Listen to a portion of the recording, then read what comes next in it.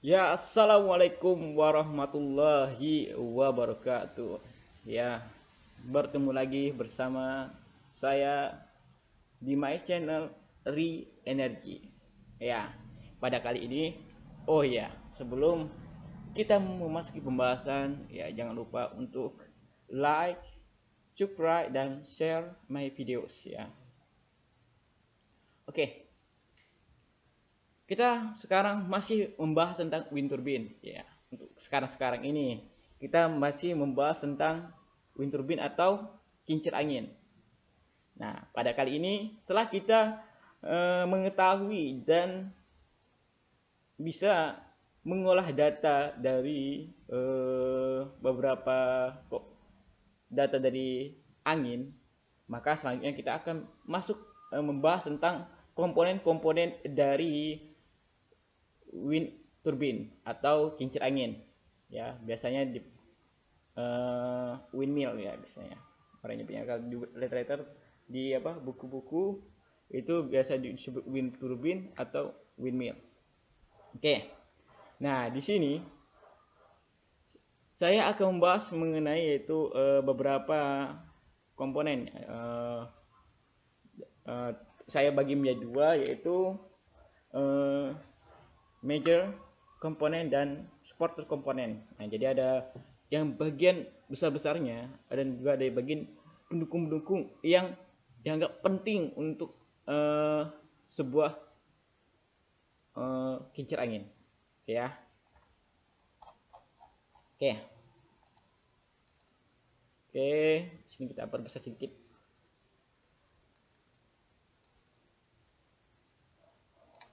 Oke. Nah, secara umum ini gambaran sebuah turbin komersial.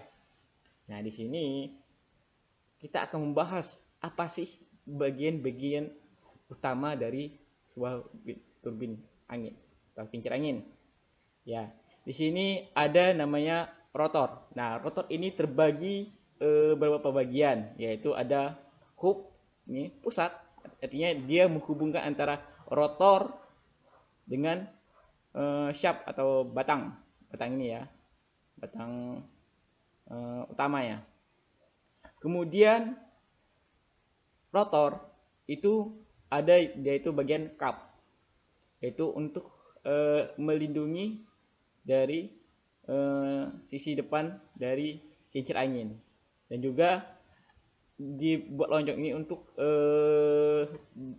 supaya aerodinamis ya. Nah, yang paling penting adalah pastinya dong adalah bagian bilahnya. Bagian bilahnya ini, bilahnya dan juga bilahnya. Ya, itu di bagian rotornya. Nah, kemudian bagian luarnya lagi kita bisa lihat di dalam sebuah turbin angin atau kincir angin, yaitu di bagian housing. Nah, housing ini banyak sekali komponen-komponennya. Ya, kita akan membahas bagian-bagian yang bisa dilihat secara langsung oleh mata telanjang, oke ya. Kemudian ada bagian yang komponen paling gede lagi, itu ada di bagian itu adalah tower ya. Pasti dong, nggak mungkin kita membangun sebuah kincir angin tanpa adanya tower atau tiangnya, oke ya. Nah, tiangnya ini banyak sekali jenis, ada 3 jenis yang sering komersialkan, tapi kita nanti untuk pembahasan selanjutnya, oke ya. Nah, di sini di bagian dalam itu ada beberapa komponen, yaitu ada shaft atau batang penghubungnya ini, itu ada yang utama. Nah, yang utama ini biasanya itu kecepatannya rendah. Nah, kemudian ada yang kecepatan tinggi di sini. Itu ada di sini kecepatan tinggi. Nah, ini kenapa dia ada kecepatan rendah dan kecepatan tinggi? Karena nanti dia akan melewati sebuah gearbox. Nah, dan kemudian itu kita membahas tentang gearbox. Gearbox ini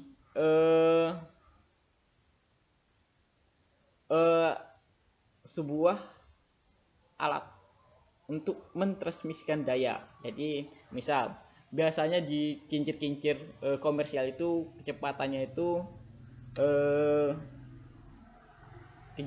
sampai 50 radian per menit, revolusi per menit ya. Jadi satu putaran per RPM ya, per RPM. Kemudian nah kita tingkatkan kecepatannya sesuai dengan kebutuhan dari generatornya. Dia perlu berapa RPM per menit. Nah, misalnya sebuah kincir angin dia dari rotornya adalah misalnya 50 RPM dan gearnya generatornya perlu berapa RPM, nanti ditingkatkan berapa kali kayak gitu. Nanti kita bahas selanjutnya. Nah, gearbox. Nah, selanjutnya itu gearbox ya. Gearbox ini di sebuah kincir angin komersial itu ada beberapa jenis ya. Tapi yang saya kasih tahu sekarang yaitu adalah yang jenis gear, planetary gear dan gear yang bertingkat. Nah, biasanya yang saya tahu nih, yang biasa di kincir angin komersial itu yang sering dipakai itu yang planetary gear. Nah, itu sangat sulit sekali ya untuk dianalisa. Mungkin untuk analisa selanjutnya. Oke ya. Selanjutnya yaitu sistem brick. Nah, brick ini adalah termasuk sistem keamanan ya. Jadi ketika itu nanti kita bahas di bagian-bagian ada pembahasannya lagi. Kita lanjutkan aja, itu yang paling penting pastinya dong adalah generator. Ini generatornya alat untuk mengkonversikan energi mekanik, yaitu mekaniknya itu dari gerakan putaran dari rotornya menjadi energi listrik dengan memanfaatkan medan elektromagnetik ya. Kemudian nah itu yang major component, bagian yang besar-besarannya. Nah, sekarang kita akan membahas, itu memasuki yang supporter komponen ya, komponen pendukung dari sebuah kincir angin. Nah, itu ada di bagian sensor. Nah, sensor up dan yaw drift. Oke ya, kita ilustrasikan. Biasanya dalam sebuah kincir angin, sensor itu banyak sekali dimasukkan, tapi yang bisa dilihat oleh mata secara langsung itu biasanya ada di belakang ini. Biasanya ditempatkan di daerah sini. Nah, itu biasanya ada dua sensor, yaitu sensor anemometer dan sensor wind direction. Biasanya ya, di sini letaknya. Kemudian di sini, nah di sini ada disebut yaw drift. Yaw drift ini adalah sistem untuk menggerakkan atau memutarkan sebuah kincirnya, karena energi angin atau arah angin itu berbeda-beda setiap waktu, mungkin ke arah timur atau ke barat. Nah, itu perlu proses perpindahan rotor atau untuk berputar. Nah, itu menggunakan yaw drift. Nah, kemudian ada power regulasi. Nah, power regulasi ini biasanya terletak ada di sini. Ada di sini.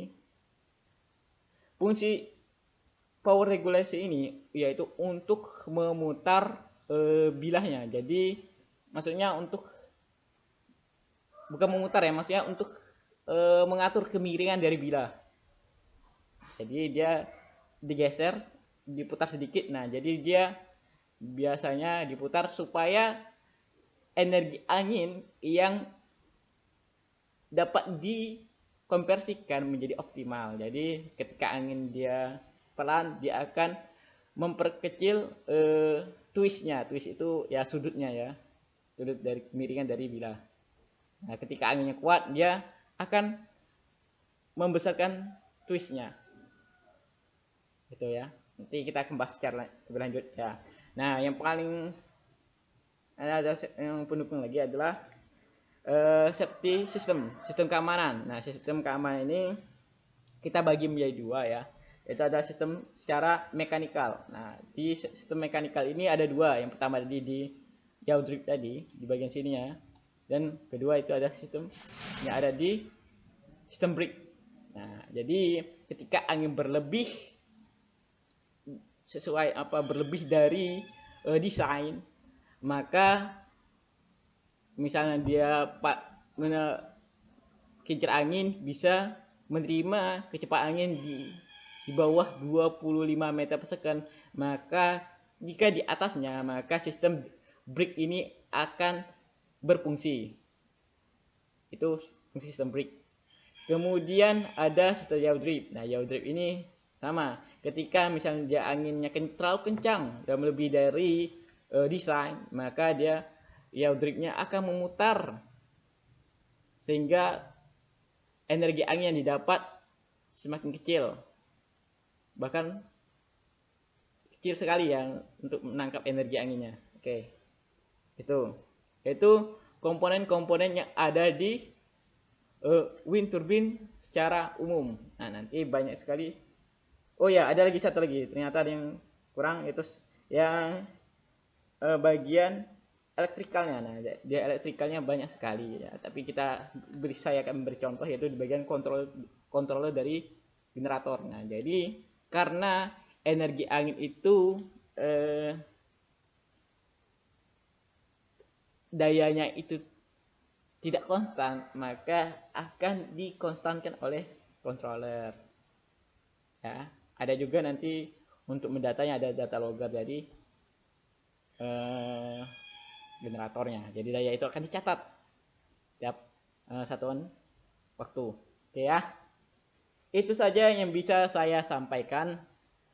Semoga bisa bermanfaat, bisa menambah wawasan teman-teman mengenai wind turbine atau kincir angin dan pemanfaatan energi angin.